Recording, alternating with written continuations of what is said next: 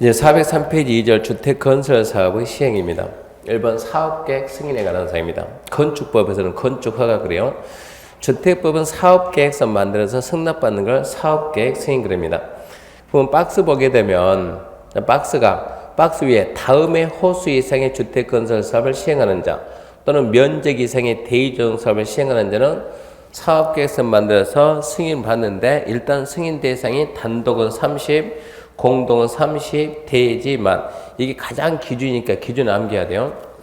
앞전 시간에는 이랬죠. 20호, 단독은 20호, 공동은 20세대, 대지는 10,000제곱미터 이랬는데 지금은 20이 아니고 30호, 그리고 30세대, 그리고 10,000제곱미터 숫자가 비슷한데요.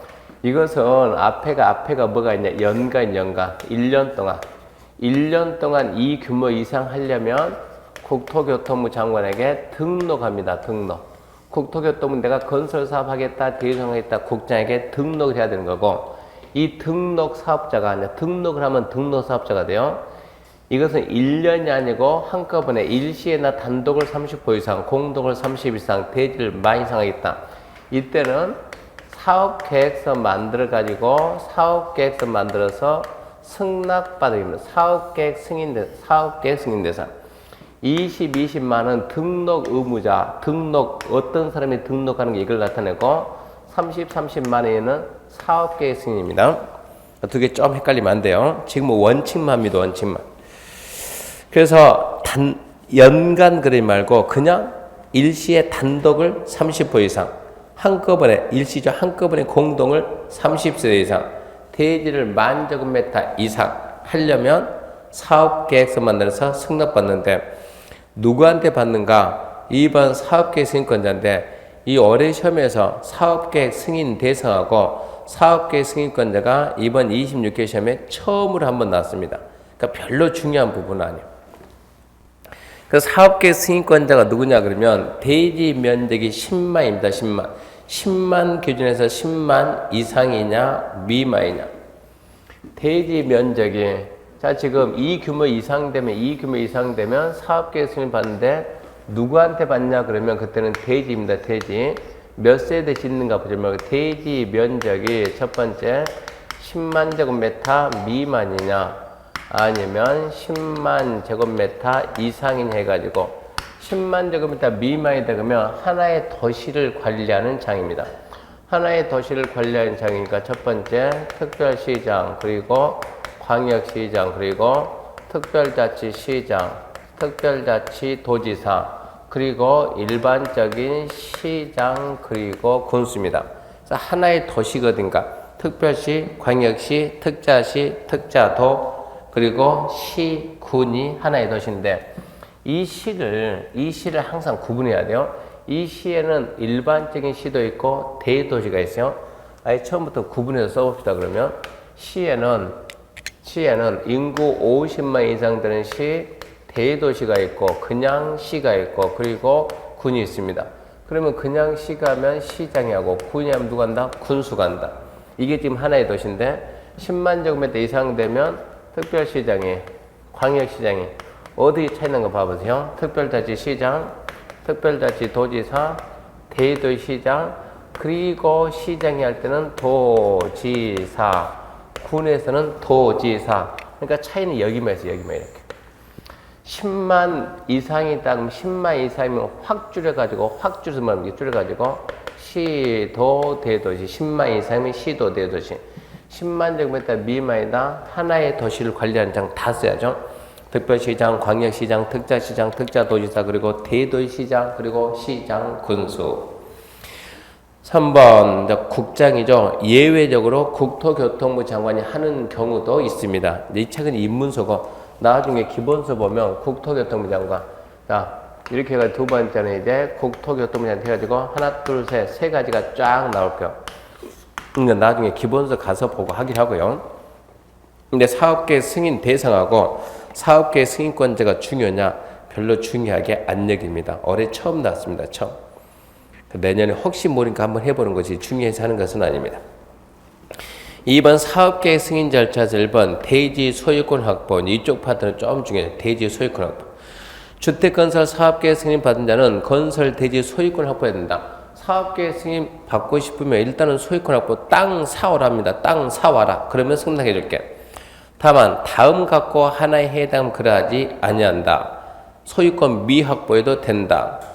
3번부터 국가지자체 토지공사 지방공사, 국가지자체 공사 소유권 없어도 됩니다. 2번 사업주체가 주택 건설 대지 소유권 확보하지 못했으나 대지 사용할 수 있는 권원만 확보했다. 아직 땅 사진 안 했지만 100% 사용 승낙서 도장 받아왔어요. 1번 국계법에 따른 지구단위계 결정이 필요한 주택 건설 사업 해당 대지 면적 100분의 80 이상 사용할 수 있는 권을 확보하고 확보하지 못한 대지가 매도 청구 대상 대지가 되면 이런 얘기입니다. 이건 합격하고 난 다음에 아주 중요한 제도예요. 자, 여기에서 우리가 주택건설 사업한다. 일단은 주택건설 사업한다 그러면 주택법에서 사업계획 승인 받습니다. 그러면 사업계획 승인 받으려면 사업계획 승인 신청해야 되는데 사업계획 승인 신청하려면 원칙은 땅 소유권 확보해라. 간단하게 이 땅 사오라는 얘기입니다. 소유권 확보. 근데 두 번째 예외적으로 소유권을 갖다가 미확보하더라도 승인해 주는 경우가 있다는 얘기입니다. 그게 1번, 2번, 3번인데 3번이 누구냐 그러면 국가나 지방자치단체나 공사는 소유권을 미확보해도 된다. 2번 소유권은 미확보했지만 그 땅에 대한 사용 수익할 수 있는 권한이 있습니다. 무슨 얘기냐? 자, 현대가 아파트 건설 사업한다. 몇 세대 지을까? 예를 들어서 몇 세대, 500세대를 건축하겠다. 그러면 이 토지 원칙은 소유권을 사와야 되는데 소유권을 갖다가 이 땅 전부 다 사와야 되는데 예외적으로 소유권은 미확보했더라도 사용 수익할 수 있는 권한이 있다. 무슨 얘기냐 그러면 자, 여기 있는 주민들 다 모아놓고 주민들 한번 지주 모아놓고 지주들한테 자, 현재 이 땅 얼마냐? 시가가 3만 원 간다. 평당 3만 원. 3만 원 가는데 현대가 모아놓고 내가 5만 원에 나중에 사줄 테니까 전부 다 5만 원에 살 테니까 사용 승낙서에다가 이 땅을 현대인 내가 써도 괜찮겠다. 사용 승낙서에다 뭐 좀 해주다 동의 좀 해달라. 그러니까 주민들이 100% 전부 다 동의했어요. 동의. 그러면 현대는 소유권은 없지만 뭐는 있다고요? 사용 수익할 수 있는 권한이 있으니까 이러면 현대는 소유권이 없는 상태에서 사업계획 승인 신청해서 사업계획 승인을 받아낼 수가 있다는 얘기요. 근데 첫 번째는 자, 이 사업을 하기 위해서 여기에다가 지구 단위 계획구역 지정하고 여기를 지구 단위 계획 결정한다 그러면 지구 단위 계획구역 지정하고 지구 단위 계획을 수립해서 하겠다. 지구 단위 계획 결정하고 이 상태에서 두 번째 100%가 아니고 80% 이상 사용 수익할 수 있는 권한 확보하고 무슨 얘기냐? 현대가 내가 나중에 5만 원에 사줄 테니까 전부 다 사용 승낙서 도장 좀 찍어주세요. 대부분 오케이 해야 되는데 여기 있는 토지 소유자 갑이 여기 있는 을이 여기 있는 병이 우리는 5만 원 가지고는 못 찍고 50만 원 주면 찍겠다. 꼭 이런 사람 나옵니다. 이럴 경우에는 다 받지 말고 80% 이상만 사용 수익할 수 있는 권한 확보하고 나머지 미확보한 토지가 미확보한 가물병 저 토지가 뭐가 되면 되냐 그러면 매도 청구 대상이 되면 매도 청구는 간단하게 현대가 나한테 그 땅 팔고 나가라 말하는 게 매도 청구입니다. 매도 청구 대상이 되면 이 상태에서 현대한테 사업하라고 사업계획 승인해 줍니다. 사업계획 승인. 그럼 현대는 사업계획 승인 받았어요. 그러면 이제 공사 착수하려면 이 토지를 사와야 돼요. 이 토지를 어떻게 살 거냐인데 이게 좀 문제가 되는 거예요. 그래서 이제 얘들이 안 팔겠다. 미확보. 이 토지가 확보가 안 됐다. 미확보한 이 토지에 대해서는 이제 뭐 하는가 현대는 매도 청구 나한테 팔고 나가라 이런 얘기입니다. 매도 청구할 때는 처음부터 팔고 나가 그러면 안 되고 일단은 얼마 줄 테니까 시가 줄 테니까 매도해라. 시가에 따른 매도 청구하고 두 번째 매도 청구하기 전에 법에서는 3개월 이상 저 토지 소유자와 협의하는 게 3개월 이상 협의하고 세 번째, 3개월 이상 협의했는데 협의가 안 된다 그러면 이제 저 토지에다 매도 청구해야 되는데, 매도 청구하게 되면 여기서 이제 원주민이 저자들이 투기꾼이다 그러면 보호 가치가 없지만 투기꾼이 아니고 조상대조상 원주민이다. 원주민이다 그러면 저 원주민은 보호를 좀 해줘야 돼요. 그러면 어떤 사람을 보고 원주민 하냐 그러면 여기에다가 지구 단위 계획 결정한다 그 말은 지구 단위 계획 결정한다 그 말은 국토계획법이라는 배웠죠. 먼저 여기에다가 지구 단위 계획 구역을 먼저 지정을 하고 이렇게 지구 단위 계획 지정하고 그리고 뭘 만들어야 돼요? 지구 단위 계획을 만들어야 돼요. 그러면 어떤 사람을 원주민, 어떤 사람이 원주민이냐 그러면 여기에다 지구 단위 계획을 지정하기, 지구 단위 계획을 지정하기 전 10년 그때부터 가지고 있는 자. 지구 단위 계획을 지정하기 전 10년 이때부터 소유한 자는 원주민이니까 이자에게는 매도 청구를 할 수가 없어요. 지구 단위 계획 지정되기 전 10년 그때부터 토지 소유한 자는 원주민으로 보기 때문에 매도 청구가 안 됩니다. 그러면 갑은 만약에 나는 원주민이다. 원주민이다. 원주민이니까 을한테는 매도 청구 돼야 안 돼요? 안 돼요. 그럼 을은 얼마 달리냐? 을이 그 사실 알고 만약에 500만 원. 제일 처음에 남들은 5만 원 주기로 했는데 얘는 50만 원. 을은 원주민이니까 500만 원. 이러고 부르면 현대 입장에서는 사업을 못하고 포기해야 돼. 포기. 근데 문제는 이 지구 단위 계획과 지구 단위 계획은 지구 단위 계획과 지구 단위 계획에서는 도시 관리 계획 오버이죠. 도시 관리 계획. 도시 관리 계획 한마디로 하나의 도시를 만드는 계획입니다. 하나의 도시. 하나의 도시를 만든다. 그 말은 성격이 좀 공익성을 띈다 이 얘기입니다. 공익성을 띠니까 어떻게 해서 좀 현대를 좀 도와줘야 되겠는데 여기서 나오는 방법이 원주민 보호도 중요하지만 저기 있는 사업주체 보호도 중요합니다. 좀 사업주체 도와줘 해가지고 사업주체는 얼마 이상을 확보하라 그러면 사용 수익할 수 있는 권한을 95% 이상 확보하라. 95% 이상 확보했다 그러면 나머지 미확보는 원주민이니까 말든가 필요 없다. 모든 자에게 할 수 있다. 이렇게 해가지고 사업을 하게끔 해줍니다. 처음부터 다시 보게 되면 사업계획 승인 신청하려면 대전제 조건이 소유권을 확보한다. 소유권 확보, 원칙 소유권 확보. 단 미확보해도 된다. 미확보. 누구냐? 국가지자체공사. 또 소유권은 없지만 사용 수익할 수 있는 권한이 있다. 또 얘가 중요하죠. 자, 저 사업하려고 지구 단위계 결정하고 80% 이상 사용 수익할 수 있는 권한을 확보했고 나머지 미확보한 토지가 매도 청구 대상이 되면은 일단 사업계획 승인해준다. 그러면 매도 청구는 어떻게 할까요? 매도 청구는 얼마 줄 테니까 시가에 줄 테니까 팔고 하라. 시가에 따른 매도 청구. 처음부터 매도 청구하지 말고 3개월 이상 협의할 것 협의하다가 안 되면 매도 청구예요. 그랬을 때 선의 피해자를 방지하자. 선의 피해자가 원주민이니까 원주민 누구냐? 지구 단위 계획 지정되기 전 10년 그때 소유자는 원주민이니까 매도 청구 못하는데 이 원주민 중에서 투기꾼보다 더 나쁜 사람이 있다는 얘기요. 남들은 5만 원인데 500%니까 그때는 사업주체를 보호하기 위해서 95% 이상 확보하면 원주민이고 뭐가 필요 없다. 모든 자에게 할 수 있다. 이렇게 해서 사업을 원활하게 하게끔 해줍니다. 이 제도가 합격하고 난 다음에 나중에 땅 중개하게 되면 그런 대로 쓰이는 제도니까 이 제도는 나중에 기본서 나오면 좀 자세히 공부 좀 해야 됩니다. 자, 이제 2번 착공신고입니다. 이렇게 해가지고 사업계획 승인이 났습니다. 사업계획 승인 나면 착공을 해야 되는데 넘겨봅시다. 넘겨보면 박스에 단지 전체 미분할 또는 공급별 분할 이렇게 해서 사업계획 승인 받았습니다. 몇 세대 사업계획 승인 받았습니까? 500세대입니다. 500세대 승인 받았으면 500세대는 분할이 안 됩니다. 분할 600이 안 되니까 미분할이다. 나는 이번에 몇 세대? 이번은 1200세대다 그러면 나눌 수가 있어요. 자, 여기 먼저 500을 해보고 나중에 700 하자. 얘가 109, 209 나뉘는 거예요.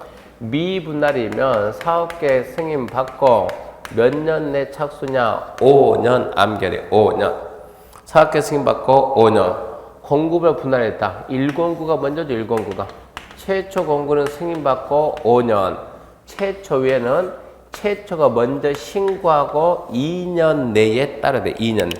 최초 신고하고 2년 내에 와야 됩니다. 그래서 5년, 5년, 2년이요. 미분할 5년. 분할 그러면 최초 공고 5년. 최초 외에는 최초 신고하고 2년. 다만 사업계획승인권자는 정당, 대리인이 정하는 정당한 사유가 있다고 인정하면 사업주체 신청마다 사유 없은 날부터 1년 범위의 기간 연장할 수 있다. 이거는 무슨 얘기냐 그러면 이렇게 해가지고 얘가 5년 내에 착수했습니다. 얘도 최초 공고는 5년 내에 착수했어요.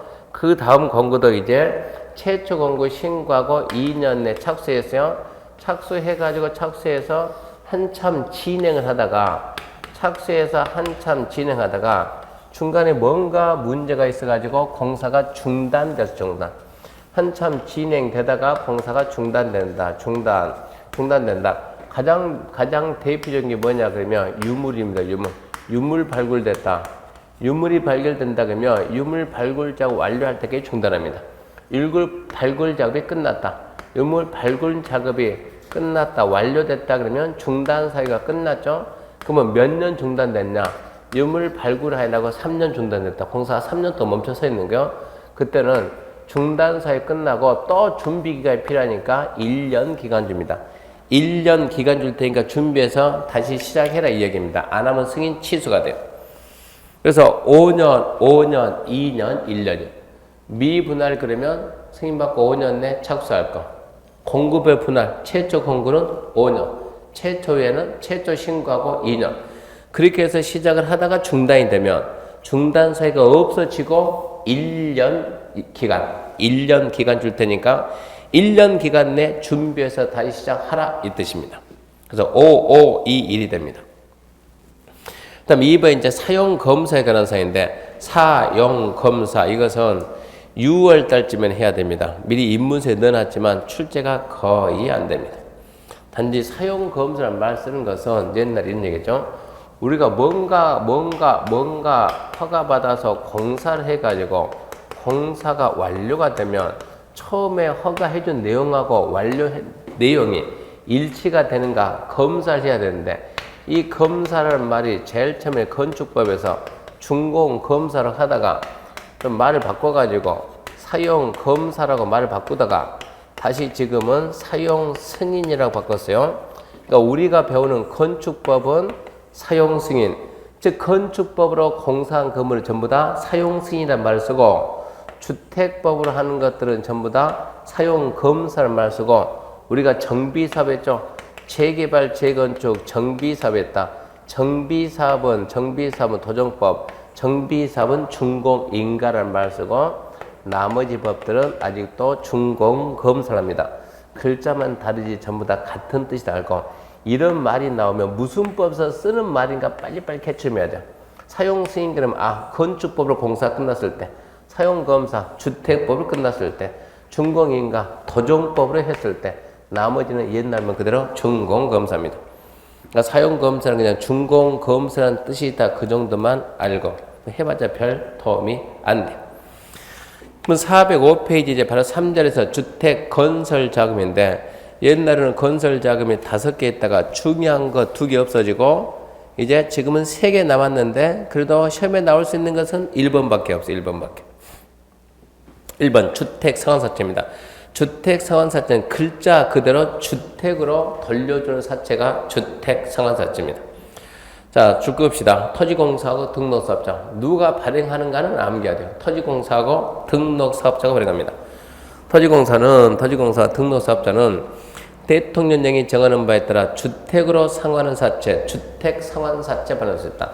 이 사채 가지고 있으면 나중에 원금을 현금으로 주는 것이 아니고 주택으로. 이 경우 등록사업자는 민간 아닙니까? 한국토지공사는 국가가 만든 공사니까 망할 일이 없는데 등록사업자가 아까 그거 아닙니까? 1년 동안 20만 이상하면 등록한다. 건설회사죠. 그러니까 등록사업자는 건설회사 얘가 망할 수가 있다. 부도날 수가 있다. 그래서 두 번째 줄에 이 경우 등록사업자는 자본금, 자산평가, 기술력 등이 대리인이 정하는 기준에 맞고 금융기관, 주택, 도시, 보증공사에 보증 나왔죠? 보증. 등록사업자는 보증을 받아야만 발행할 수 있다. 그래야 등록사업자 건설회사 부도났을 때 보증기관이 책임을 집니다. 그래서 등록사업자는 일정 기준 갖추고 보증을 받아야 발행할 수 있다. 또 그게 은근 나니까 그건 이해해야지. 발행은 토지공사하고 등록사업자 발행하는데 토지공사 부도 날 일 없음. 등록사업자는 부도 날 수 있음. 그러니까 등록사업자는 어느 정도 좀 조건이 필요합니다. 그리고 보증을 받아야 됩니다. 그 다음에 주택상환 자체는 기명, 무기명, 그러면 기명증권입니다. 기명증권. 증권의 이름이 나온다는 얘기입니다. 그 다음 주택상환 자체는 액면 또는 할인 방법 발행하고 액면도 되고 액면 또는 할인 방법. 상환기간인데 1번 상환기간은 3년입니다. 이때 3년이다. 발행이 물렸다. 공급 계약 체결까지가 3년입니다. 입주가 아니고. 그러니까 사채 딱 발행하면서 주택 공급 계약 체결할 때까지 기간은 3년. 양도 명의 변경인데 1번입니다. 주택 상환 사채는 양도, 중도 해약할 수 없습니다. 대원칙 양도 안 돼. 다만 해외 이주 등 부득이한 사유가 있으면 양도가 됩니다. 해외 이주 등 어쩌겠습니까? 이민한다는데 그는 양도, 중도 해약이 됩니다. 이 경우 사채를 취득한 자는 취득했다 그러면 양수했다는 얘기죠. 이게 기명증권이니까 들고 있어봤자 자기 이름이 안 나오니까 빨리 발행해서 가서 성명과 주소를 채권 원부에 기재하고 취득자 성명을 채권에 기재해야 발행자나 제3자에게 자기 거라고 권리주장할 수가 있습니다. 대항력을 갖는다 얘기요. 기명증권은 항상 명의 변경해야 대항력을 갖습니다. 그 다음에 4번 주택상환사채 효력인데 등록사업자가 발행한 사채는 등록이 말소되더라도 그가 이미 발행한 사채의 효력에 영향을 미친다. 아까 지금 토지공사는 망할 일이 없다고 그랬죠. 근데 등록사업자가 망할 수가 있어요. 등록이 말소될 수도 있어요. 그래도 걱정 없습니다. 그럴 줄 알고 지급 보증을 받아놨어요. 보증기간이 뒤책임을 져야 되니까 등록사업자가 발행한 사채는 등록이 말소된 때라도 그가 발행한 사채 효력에 대해서는 영향을 미치지 않는다. 유효하다. 이 얘기고요. 그 다음에 이제 주택상환사채 발행에 대해서 이 법에 특별한 규정이 없으면 주택상환사채는 등록사업자가 민간이죠. 민간이 채권 발행할 때 우리나라는 절차가 상법에 있습니다. 상법. 그래서 상법 사채 발행에 관한 규정을 준용합니다.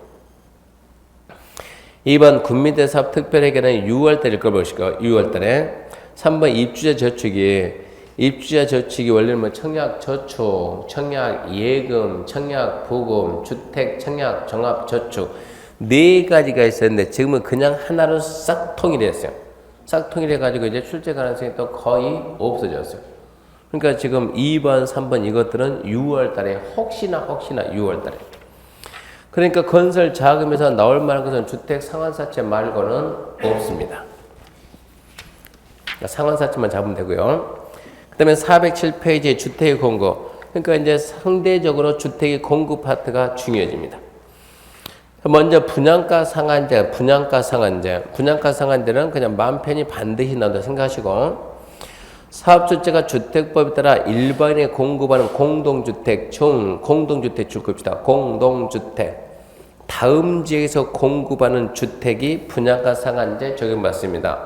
1번 공공택지 2번 공공택지 외 택지에서 국장이 심의 거쳐 지정하는 지역 그게 밑에 큰 글자 2번 분양가 상한제 적용 지역입니다. 그러니까 기본적으로 분양가 상한제 적용주택이 뭐다라는 거 알고 처벌해야 되니까 분양가 상한제 적용주택은 그러니까 지금 제도가 다시 지금 옛날로 후퇴되고 있는데요. 제일 처음에 분양가 상한제를 도입을 할 때는 공공택지만 했습니다. 제일 처음에 분양가 상한제는 공공택지에서 일반인들에게 공동주택을 공급할 때 분양가 상한제 적용했는데 그러다 보니까 이제 민간택지도 분양가가 이제 턱없이 비싸지니까 안 되겠다. 민간택지에도 공동주택을 공급할 때 분양가 상한제 적용한다. 근데 이제 우리 시험에서는 민간택지, 우리가 보통 말은 민간택지라 하지만 시험에서는 공공택지 외 그럽니다. 공공택지 외. 이게 이제 우리가 말하는 민간택지요. 처음에는 공공택지만 시작하다가 나중에 민간 택지도 같이 한다 해가지고 공공택지에서 일반이 공급하는 공동주택, 민간 택지에서 일반이 공급하는 공동주택 이렇게 하다 지금 경기가 이건 한참 좋을 때 얘기고 경기가 안 좋다 보니까는 민간 택지 이 부분을 없앱시다. 민간 택지의 분양가 상한제를 없애자. 왜 없애는가 그건 나중에 이제 자세히 설명해 줍니다. 근데 민간 택지에서 다 없앨 수는 없으니까 이 분양가 상한제가 폐지되면 주택가격이 상대적 분양가가 높아지는 거예요. 집 있는 사람은 살 수가 있겠지만 집이 없는 서민들은 집 마련이 더 어려워지는 거예요. 그러니까 지금 여하고 야가 여야 여기서는 없앱시다. 여기는 존치한다. 없애자. 착하다 결론 어떻게 결론 냈냐 그러면 공공택지는 그대로 놓고 민간택지는 없애는데 민간택지에서 꼭 필요하다 그러면 민간택지에서 꼭 필요하다 그러면 국토교통부 장관이 여기는 필요한 지역이라고 분양가 상한제 적용 지역이라고 지정을 하면 거기서만 하자 이러고 바꿔놨어요. 그래서 공공택지 공동주택은 다 하고 민간택지는 원칙은 안 하는데 이 민간택지에서 국토교통부 장관이 여기는 이제 투기가 심해진다라고 생각되면 그 지역만 따로 잡아 국토교통부 장관이 분양가 상한제 적용 지역이다 라고 딱 지정을 하면은 거기서는 하겠다 이 얘기입니다. 그래서 지금 두 가지입니다. 공공택지 안에 있는 공동주택, 민간택지 중에서도 국장이 지정하는 지역, 거기서는 분양가 상한제를 적용하는데 밑에 보면 다음은 적용하지 않는다. 걔들이 거의 매년 나오니까 암기해야 돼요. 첫 번째 도시형 생활주택 분양가 상한제 적용합니다. 도시형 생활주택 분양가 상한제 적용 안 함. 두 번째 경제자유구에서 건설 공동주택에서 경제자유구역위원회 체크합시다. 외자유치 촉진 경제자유구역 외자유치 읽을 때 그렇게 해요. 경제자유구역 외자유치 관련이 있다고 인정해서 이조에 따른 분양가 제한 적용하지 않기로 심의 의결한 경우. 세 번째 관광특구 줄거놓고 관광특구 50층 이상이거나 높이가 150m 이상 관광특구 50층 이상 또는 150m 이상 그렇게 잡아줘야 돼요. 그래서 분양가 상한제 적용주택 그러면 일단 정리합니다. 공공택지 안에 공급하는 공동주택, 공공택지 외 택지에서 국장이 지정하는 지역이 공급하는 공동주택. 단 하나 둘 셋 뺀다. 첫 번째 도생, 두 번째 경제자유구역 외자유치, 세 번째 관광특구 50층 이상, 관광특구 200m 이상. 일단은 그걸 몇 번 해서 먼저 암기해야 돼요. 그걸 먼저 암기하시고.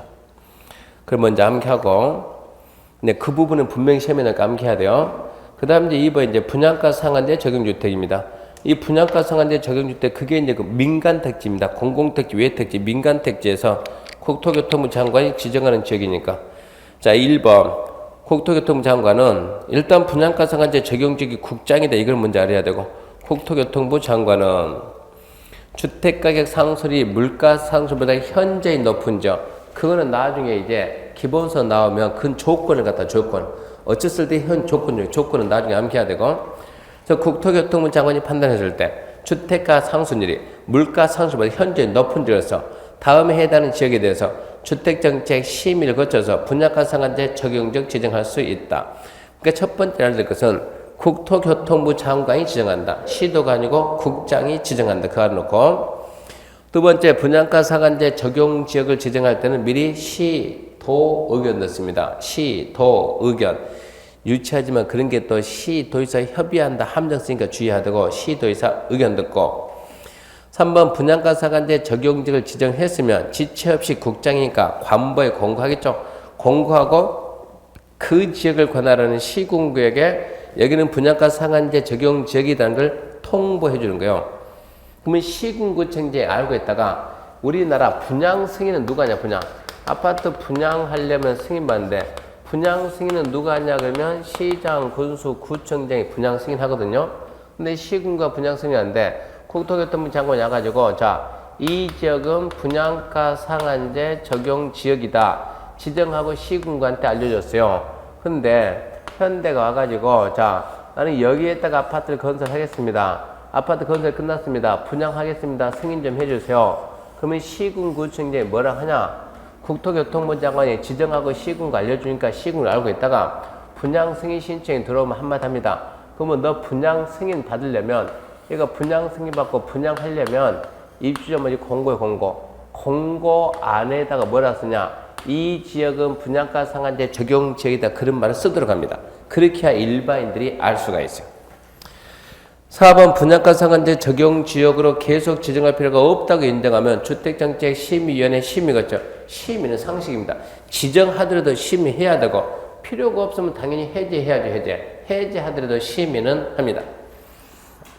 분양가 상한제 적용전 첫 번째 국장이 지정합니다. 두 번째 시도 의견 듣는다. 시도 의견. 세 번째 3번은 답될 게 없어요.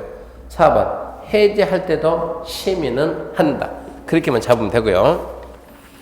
넘겨보면 이제 분양가 상한제 말하는 분양가입니다. 분양가는 어떻게 책정하는가? 분양가 책정 방법 이런 게 시험 문제요. 그러면 분양가는 어떻게 책정하냐? 분양가 상한제에서 말하는 분양가는 간단합니다. 분양가 그럼 이것은 택지비하고 땅 가격, 택지비 플러스 건축비로 갑니다. 택지비 플러스 건축비, 이게 분양가입니다. 그러면 택지비는 어떻게 하냐? 그러면 이게 공공택지냐 아니면 공공택지 외택지냐, 즉 민간택지냐, 공공택지냐 공공택지 외택지냐. 공공택지 얘기입니다. 자, 이렇게 산이 있다. 이거를 갖다 공공택지다 그러면 현대가 LH공사에서 이 택지를 땅을 싹 사가지고 택지 조성해가지고 이렇게 택지 조성 싹 해가지고 이 부분을 갖다 파는 거예요. 자, 이만큼 잘라가지고 이만큼 분할해가지고 현대한테 팔았다 합시다. 현대한테 팔았다 그러면 판 금액, 공급 가격이 정확하게 이해는 나와 있는 거예요. 그러니까 공공택지는 땅 가격이 얼마라는 게 있습니다. 판 금액이 있으니까. 공급 가격 플러스 택지와 관련된 부대 비용입니다. 부대 비용. 현대가 이만큼 샀으면 자기 앞으로 소유권 이전 등기하려면 등기부터 들어갈 것이고 각종 채권도 살 것이고 뭔가 돈이 들어갈까요?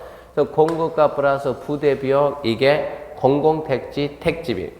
건축비는 공택, 민택 똑같아요. 건축비는 국토교통부 장관이 정해줍니다. 평당 얼마 해가지고 기본형 건축비 해가지고 기본형 건축비를 이걸 갖다가 국토교통부 장관이 아예 정해줘요. 국장이 정해준 기본형 건축비였다. 플러스 건축과 관련된 부대 비용을 좀 추가합니다. 이게 공공택지의 분양가요.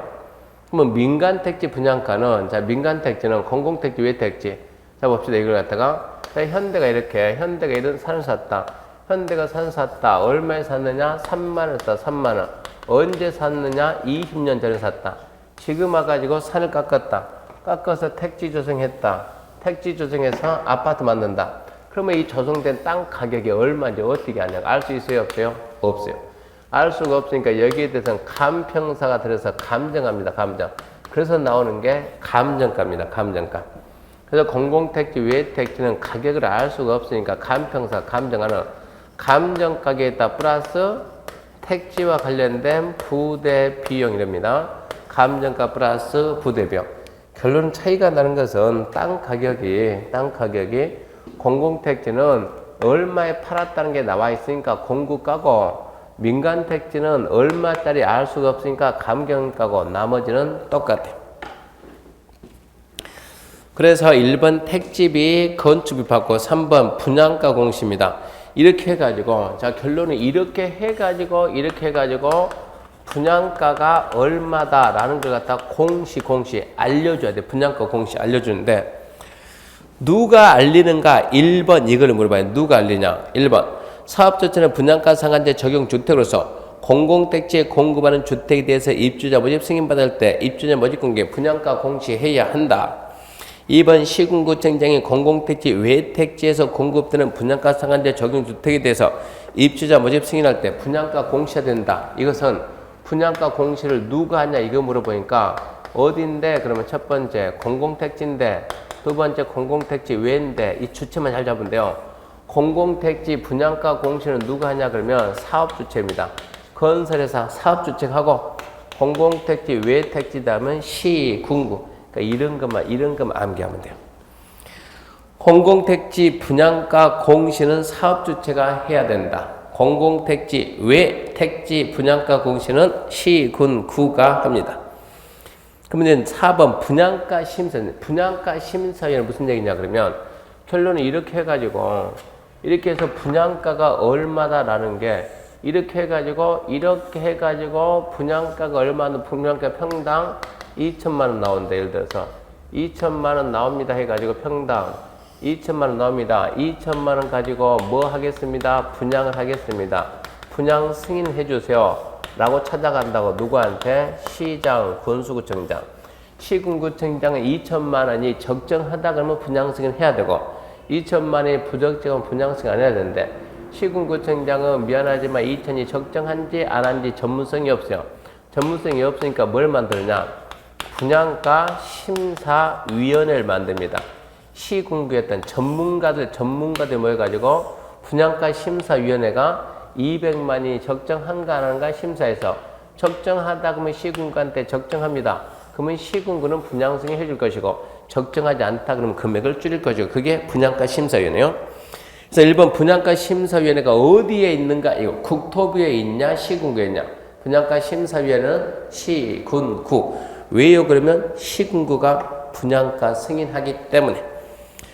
그래서 1번 시군구는 분양가 심의하기에서 분양가 심사위원회 설치 운영하고 2번 시군구청장 입주자 모집 승인할 때 분양가 심사위원회 심사 결과에 따라서 승인 여부를 결정합니다.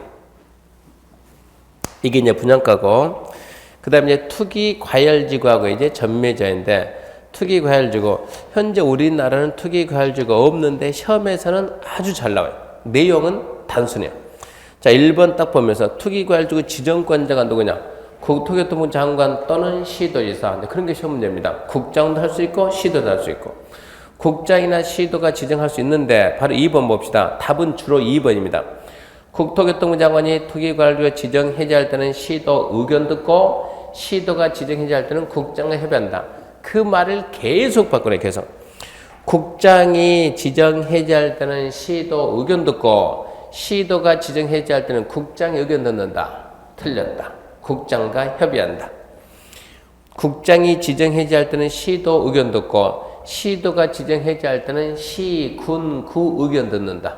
또 틀렸다. 국장과 협의한다. 자꾸 그런 식으로 말 바꿔요.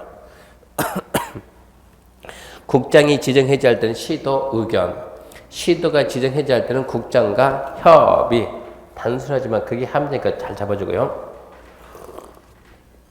3번 해제 가능성인데, 이제 투기과열지구 지정이 됐습니다. 그 지정된 지역을 관할하는 시도, 시군구청장이 자, 지정하고 난 다음에 주택가격이 안정됐다. 더 이상 지정의 사유가 없다 인정되면 지정권자인 국장, 시도에게 지정 해제 요청할 수 있습니다.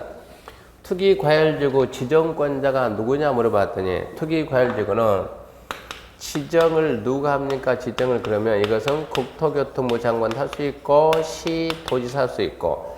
자, 그러면 지정했다 그러면 해제는 국장이 지정했으면 시도, 시군구가 찾아가서 좀 해제해달라 신청하고 시도가 지정했으면 시군구 찾아 해제 신청하면 국장, 시도는 어차피 판단 능력 없어요. 또 뭐 해야 돼요? 전문가의 판단을 심의해가지고 해제하는 게 맞다, 안 하는 게 맞다, 결과 통보하는데 그게 며칠인가 그 날짜를 나중에 잡아야 돼요. 그 날짜가 40일 나옵니다. 40일 2번에. 시도, 시군과 해제 요청하면 요청받은 국장이나 시도에서는 40일 내에 해제한다, 만다, 심의 결과를 알려주고 그리고 해제 사유가 발생했으면 해제는 끝맺음이 하여야 한답니다. 투기과열지구 가장 중요한 게 뭔가 2번입니다. 국장이 지정할 때는 시도 의견 듣고 시도가 지정할 때는 국장과 협의한다. 추답은 거기서 그거 따가 놓고 그 숫자는 40이죠. 40일. 요청하면 40일의 가부 결정입니다. 그 다음에 이제 3절 해가지고 이제 전매자입니다. 전매자. 자, 사업주체가 건설 공급한 주택 또는 주택의 입주자 선정된 지로서 다음 갖고 어느 하나에 해당하면 조건합시다. 10년 이내에서 대리인이 정하는 기간이 지나기 전에는 그 지위, 주택이나 지위, 전매 알선할 수 없다. 대상이 1번, 2번, 3번 있는데 투기과열지역에서 건설 공급 또는 입주자 선정된 지위, 분양가 상한제 적용주택 및 입주자 선정된 지위.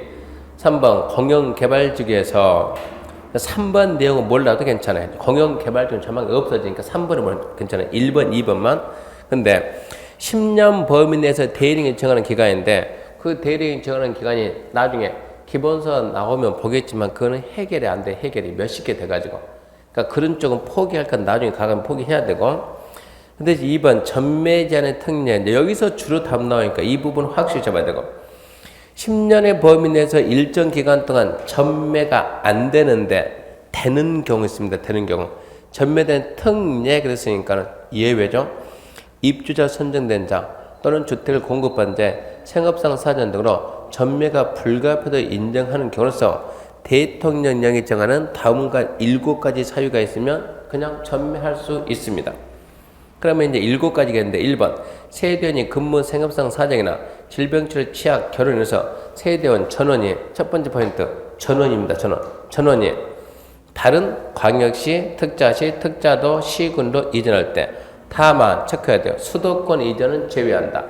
전원이 다른 도시 이사 가면 됩니다. 왜 이사 가냐? 근무지가 바뀌었다. 이런 문제 있는 거예요. 질병치료다. 문제 있는 거예요. 전원이 다른 도시로 이사를 가면 되는데 수도권으로 이전으로 안 받아요. 수도권 오면 안 된다. 두 번째, 상속에 의해 취득한 주택으로 포인트는 전원입니다. 전원이 이전. 세 번째, 또 전원입니다. 전원이 해외 이주, 그리고 포인트 2년 이상 해외 체류. 네 번째입니다. 이혼해가지고 위자료를 받는 거, 위자료 받는 거. 다섯 번째, 공익사업 시행으로 주거용 건축물 제공한 자가 사업 시행자부터 체크합시다. 이주 대청령.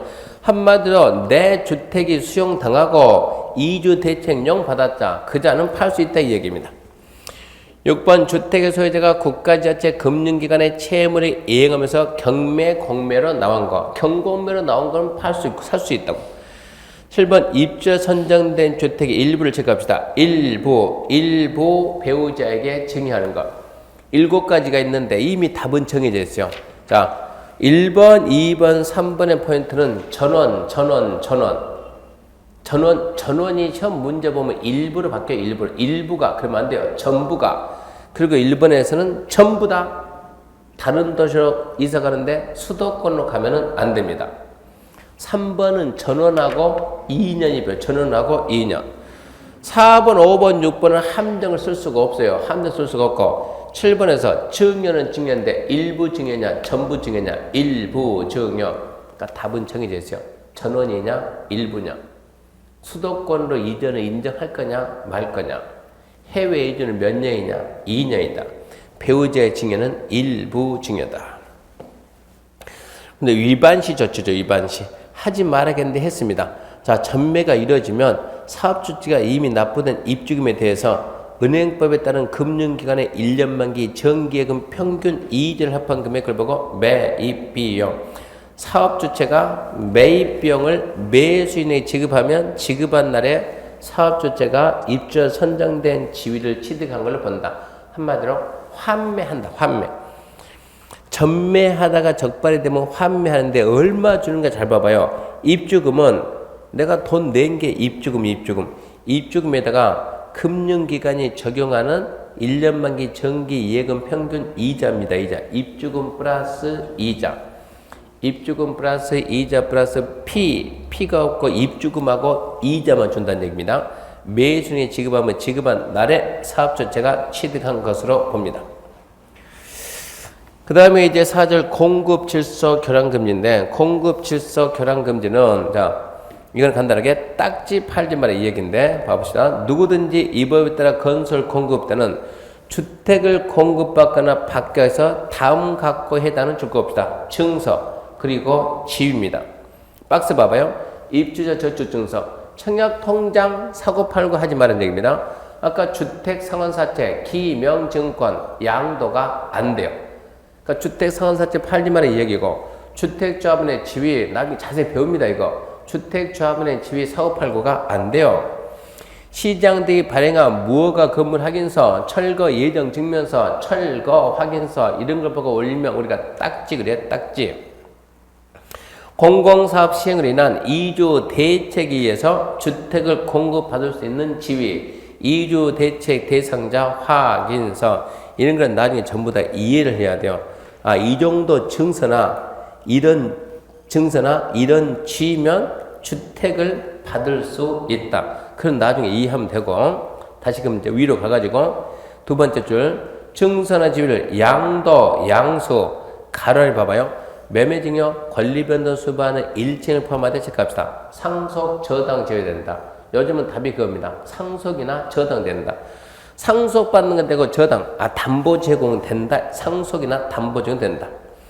그래서 양도, 양도 하지 말고, 양수하지 말고, 또는 알선 줄 거예요. 알선 하지 말고, 양도, 양수, 알선을 목적으로 체크합시다. 광고하지 말고, 하지 마라가 뭡니까? 네 가지. 첫 번째, 양도. 두 번째, 양수. 세 번째, 알선. 네 번째, 광고하지 마라. 그 뒤는 필요가 없어요.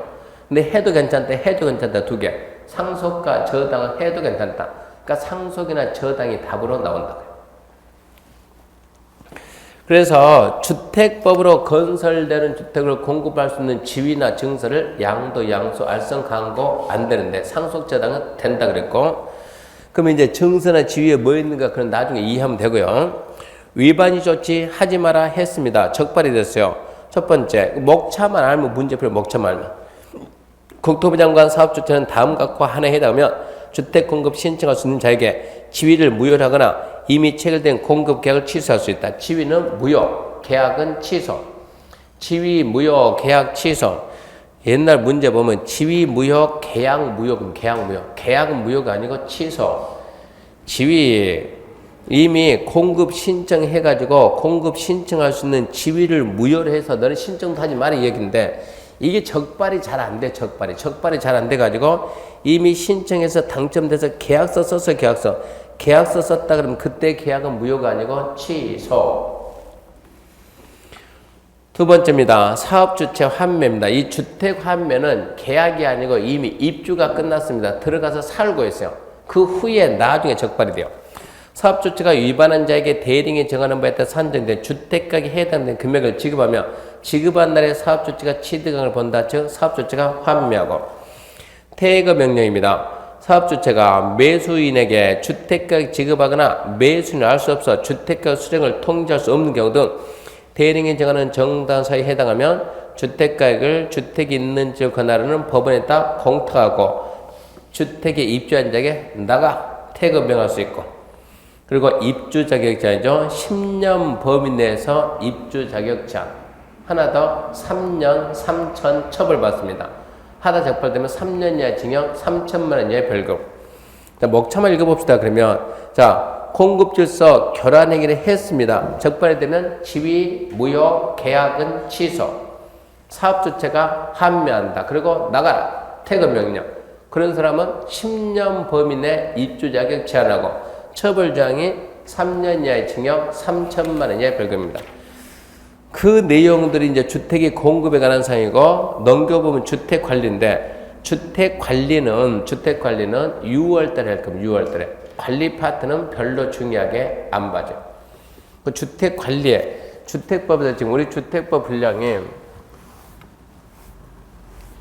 자, 이만화가 주택법이다 그러면 주택 관리에 관한 내용이, 자, 이게 주택 관리에 관한 내용인데, 올해 법 개정에서 주택관리법이라는 법을 만들어 가지고 이 내용 중에서 이만큼은 주택법에서 빠졌어요. 이제 그 법이 따로 만들었어요. 그러니까 우리는 주택법 내용에 관리 파트는 얼마가 없습니다. 관리는 우리가 할 것이 아니고 주택 관련 시험이 따로 있으니까. 그러니까 우리 관리 파트는 6월 달에 가가지고 꼭 필요한 부분 한번 딱 하고 넘겨야 돼요. 가능성 없는 부분에다 시간 투자하면 안 돼. 가능성 있는 부분에다 집중 투자합니다. 여기까지가 이제 기본적인 주택법 내용이고, 잠시 쉬고 농지법 보고 갑시다.